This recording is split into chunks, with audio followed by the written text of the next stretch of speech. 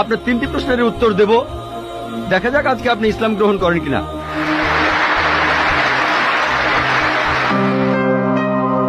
Good evening sir, আমি পেশায় একজন শিক্ষিকা। এছাড়াও আমি ইসলাম ও অন্যান্য ধর্ম নিয়ে রিসার্চ করি। আপনার নামটা কি জানতে পারি? আমি নীলিমা। আপনার লেকচারের জন্য অসংখ্য ধন্যবাদ। তবে আমি কিছু ব্যাপারে একটু জানতে চাই। যেমন আপনি ভবিষ্যৎ পুরাণের কথা বললেন, 3য় খণ্ডের 3য় অধ্যায় 5 থেকে 8 নম্বর শ্লোক।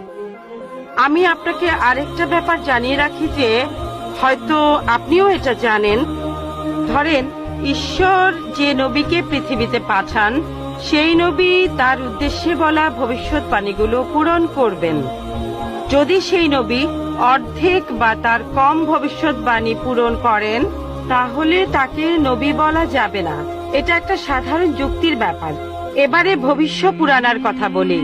আপনি সেই ম্লেচ্ছ নেতার কথা বললেন আর বললেন তিনি নবী মোহাম্মদ ছাড়া আর কেউ নন। আচ্ছা, আমি আপনার কথার প্রথম অংশটা মেনে নিচ্ছি, কিন্তু পরের অংশটা আপনি ব্যাখ্যা করে বলেননি।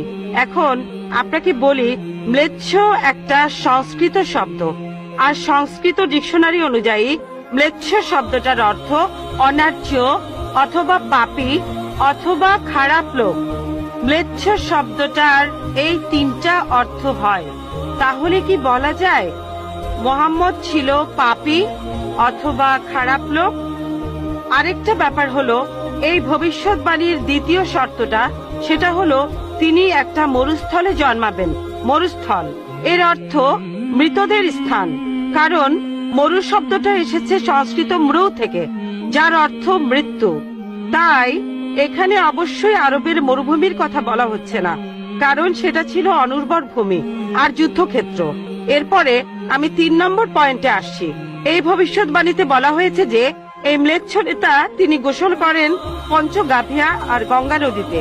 আর এটা আমরা সবাই জানি যে গঙ্গা নদী, এই নদীটা আরবে নয়, গঙ্গা নদী রয়েছে ইন্ডিয়ায়। এটা পৃথিবীর সবাই জানে। এবার পঞ্চগাভিয়ায় গোসল করা সম্পর্কে বলি। পঞ্চগাভিয়া মানে গরু থেকে উৎপন্ন 5টা উপাদান। এই উপাদানগুলো হলো দুধ, দই, ঘি, প্রস্রাব, গোবর। এখন ভবিষ্যৎবাণীটাকে সত্যি হতে গেলে এই কথাটাও তাহলে সত্যি হতে হবে। আপনি কি আমাকে পবিত্র কোরআনের এমন কোন আয়াত দেখাতে পারেন যেখানে বলা আছে যে মোহাম্মদ গোসল করেছিল গঙ্গার জলে বা সেই 5টা উপাদান দিয়ে, অর্থাৎ দুধ, দই, ঘি, প্রস্রাব আর গোবর? তাহলে আজকে ইসলাম গ্রহণ করব। Thank you sir. বোন, আপনি ঠিক বলেছেন যে ভবিষ্যৎবাণীর কথা বলা হচ্ছে, যদি তার অর্ধেকের বেশি পূরণ না হয় তাহলে ভবিষ্যৎবাণী ভুল। আমি একমত বোন, আপনার সঙ্গে একমত। আমি আপনার 3টি প্রশ্নের উত্তর দেব। দেখা যাক আজকে আপনি ইসলাম গ্রহণ করেন কিনা। এটাও হতে পারে আপনি আমার সঙ্গে একমত হবেন না। আমি যা বলবো, আমি একমত। ম্লেচ্ছ এই শব্দটার 3টি অর্থ আছে। ম্লেচ্ছ এর একটা অর্থ হলো অনার্য অর্থাৎ বিদেশি, আরেকটা অর্থ হচ্ছে পাপী, আরেকটা অর্থ হলো